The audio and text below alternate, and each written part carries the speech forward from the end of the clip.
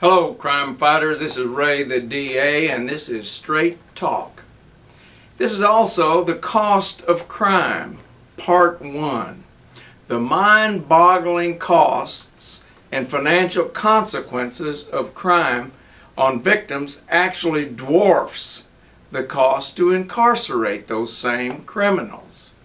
This is the topic that no one in our legislature seems to want to talk about. It's a far more accurate look at the cost of crime to victims.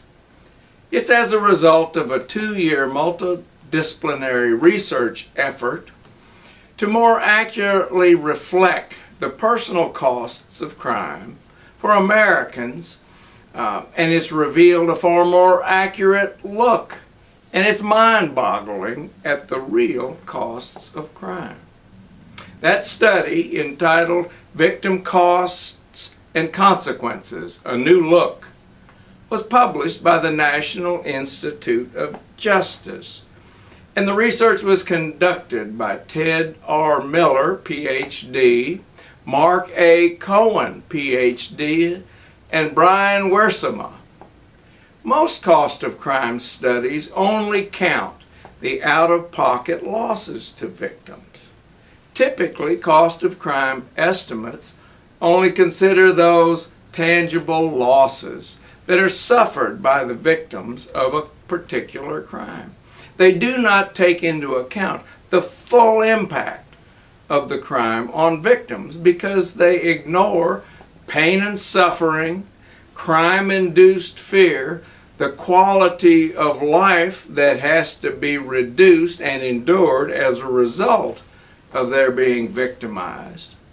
In determining the real costs of crime, the research team tried to determine the estimated value of pain and suffering, fear, and the loss of quality of life. How did they do it?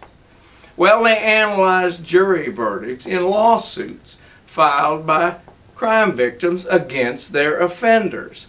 That study focused on that portion of a jury's verdict which was designed to compensate the victim for pain and suffering and the loss of quality of life in order to determine a value.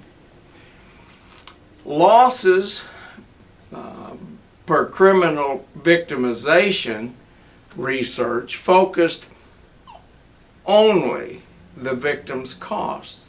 The costs that they did consider included pain and suffering, loss of productivity, the cost of medical care, the cost of mental health care, the cost of police and fire services in responding to the crime, and victim services, as well as property loss and damage, as well as the loss of the quality of life. Now, that's the study, and that's how it was conducted. And this is part 1 of an ongoing series. Part 2 will appear soon, and it is the cost of crime, the actual cost of crime. What are the costs of specific crimes? And we will tell you that in part 2.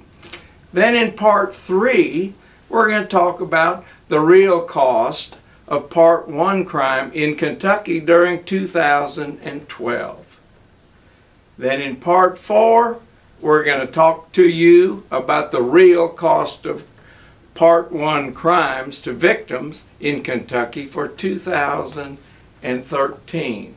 Don't forget, crime fighters, this is the topic that nobody in Frankfort wants to discuss. You see, they only want to talk about how much it costs to incarcerate these criminals who victimize law-abiding and tax-paying citizens. They don't want to know the cost of those crimes that the public has to endure. I'm Ray the DA, and this is Straight Talk.